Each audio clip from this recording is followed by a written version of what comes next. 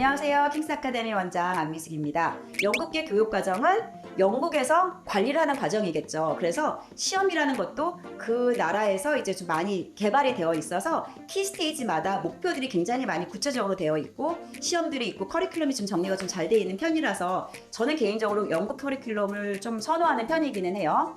그리고 나서 중학교 때 가면은 키 스테이지 3 해가지고 나온 다음에 고등학교 때 가면은 이제 IGCSE, GCSE 이런 게 나오는데 그건 이제 고등학교 1학년 과정에 2년짜리 코र्스예요. 그래서 끝에 가면은 GCSE 시험을 보는데 6주 동안 시험을 계속 이제 10과목도 보는 경우가 있고 학생에 따라서 6과목 보는 경우도 있고 하는데 이 증서가 만 16세에 나와요. 몇 개를 했고 몇 개 과목에 어떤 성적이었는지가 나오는데 요 성적표가 좀 많이 중요해요. 그래서 이제 영국에서는 내가 16세 때 봤던 그 GCSE 그 성적이 이렇게 나를 따라다닐 줄 몰랐다라는 말을 하는데 영국 대학 갈 때는 요거 중에서 몇 가지는 좀 확실히 좀 학교에서도 보고 싶어 하는 성적도 있기는 합니다. 그리고 요 GCSE를 마지막으로 중등 교과는 사실은 거의 끝나는 거예요, 영국은요. 그러고 나서 전문학교에 가서 공부를 더 하실 분도 하고 그리고 또 이제 대학을 갈 사람들은 대학교 프랩을 하기 위해서 A레벨 학교로 옮기는 경우도 있어서 영국은 마지막에 2년짜리 학교들이 있는 거고 그 2년짜리 학교는 중에서 대학만 가겠다라고 해서 몰인되는 정말 공부만 하기 때문에 운동장이 없을 수도 있고 그런 학교들에서 A레벨 준비를 해서 가고 그때 한 번 더 학교를 옮기실 수 있는 기회는 되는 거예요. 그래서 그 A레벨 2년 대신에 NLCS나 덜위치는 외국에 있는 학교들이기 때문에 IB를 선택을 하는 거죠. 왜냐하면 A레벨이 영국 거라면은 IB라는 거는 스위스에서 이제 68년에 만들었는데 전 세계적으로 이렇게 사용이 되고 있는 프로그램이다 보니까는 아이들이 꼭 영국뿐만 아니고 다른 나라 뭐 캐나다나 호주나 미국을 가고 싶을 수도 있고 IB라는 걸 해놨을 때 독일에 돌아가는 학생들도 프랑스에 돌아가는 학생들도 조금 더 이제 그 대입에 인정이 될 수 있어서 IB라는 프로그램을 A레벨 대신에 2년을 사용하고 있는 거죠. 그런데 IB와 A레벨의 차이는 A레벨은 아까 말씀드린 것처럼 영어가 싫으면 뺄 수 있고 수학이 싫으면 뺄 수 있다라고 말씀을 드렸는데 IB는 또 달라요.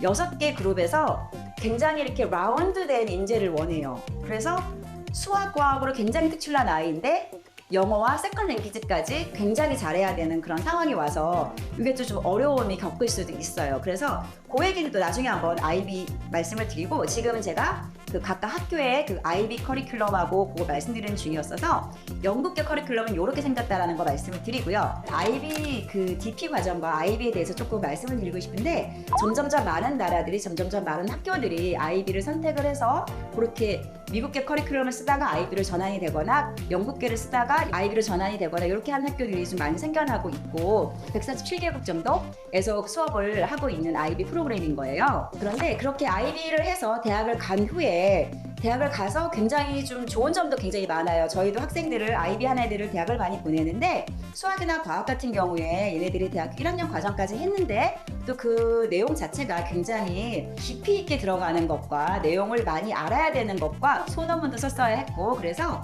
그 과목에 대한 이해도가 좀 높았던 것 같아요. 대학교 가서 잘하더라고요, 아이들이. 그래서 그런 것들은 굉장히 좋은데 대학을 갈 때 여러분이 다 아시는 것처럼 너무 힘들어요. 다 너무 아시는 것처럼. 그래서 이것 때문에 미국계로 빠지시는 분들도 좀 많이 있으셨어요. 뭐가 제일 힘들어요 하면 IB가 2년 과정이라고 말씀을 드렸는데 첫 번째에는 고등학교 수준이 맞아요. 그런데 두 번째에 가거나 하이레벨에 가면 대학교 과정이에요. 그래서 공부하는 방식 자체도 대학에서 강의를 듣고 논문을 내야 되고 하는 그런 식의 굉장히 독립적이어야 하고 아이들이 그리고 실제로 수학이나 이런 문제들도 보면은 응용을 좀 해야 되는 그런 문제들이 굉장히 많아서 그냥 고지고대로 해가지고 되는 그런 문제들이 아닌 경우가 굉장히 많아요. 그래서 각 과목마다 아이들이 그 과목에 흥미를 가지고 좀 파고 들어야 되고 스스로 자립적으로 좀 할 수 있어야 되는 면들이 있어요. 그래서 기본적으로 해야 되는 면들도 있지만 그래서 공부하는 방식 자체가 대학 공부에 가깝다 보니까는 고등학생이 소화시키기 어려운 것도 사실인데 미국계에 있으면 마지막 학년에 원서를 쓰잖아요. IB 학교들도 마찬가지로 마지막 학년에 원서를 써야 되는데 이 원서를 쓰는 시기와 IB 세컨 이어가 같이 겹치면서 IB 세컨 이어 레벨이 굉장히 많이 올라가서 아이들이 이 점수 공부도 너무 어려운데 원서도 써야 되는데 원서 쓰기 전에 SAT 점수가 완벽하지 않아서 SAT도 봐야 되는데 이렇게 되면은 정말 밤잠도 못 자고 마음은 너무 불안하고 굉장히 힘들게 마지막 학년을 보내는 게 단점이기는 해요. 그렇게 해서 어떤 큰 혜택이 있느냐, 아이비를 했다고 해서 학교에서 더 알아봐 주느냐라고 했을 때 미국계 학교에서는 딱히 그런 것도 아니다라는 생각이 들 수도 있어요. 아이비가 가진 단점들이 좀 있기는 있거든요. 예를 들면은 과목이 엄청나게 많아요. 이 과목을 어떻게 조합을 할 건지는 정말 너무너무 다양하게 6그룹에서 하나를 빼고 5그룹에서 하더라도 다양하게 나올 수가 있는데 정말 트리키하게 점수를 잘 나오게 할 수 있는 방법들도 있어요. 그런데 전공법을 써가지고 가장 어려운 과목들을 하이레벨 딱딱딱 놓고 굉장히 어렵게 갈 수도 있어요. 정말 어렵거든요. 그렇게 됐을 때.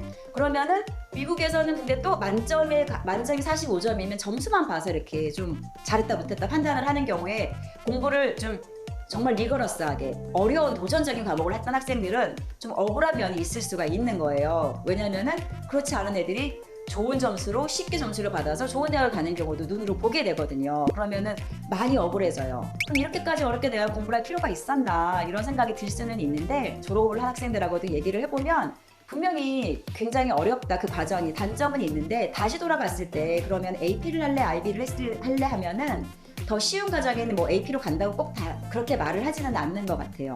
IB가 가지고 있는 특유의 장점이 있기 때문에 그런 거라서 IB가 지금 추구하는 게 미래 인재에 맞는 그리고 리서치가 되는 그리고 자립적으로 아이들이 할 수 있는 그런 인재상에 가까운 거를 키우려고 하는 거라서 주입식 교육이 분명히 아니기 때문에 길게 보면은 생각을 할 수 있는 사람을 키워보자라는 게 IB 교육이라서 좀 한번 생각을 해보실 부분이 있는 것 같아요.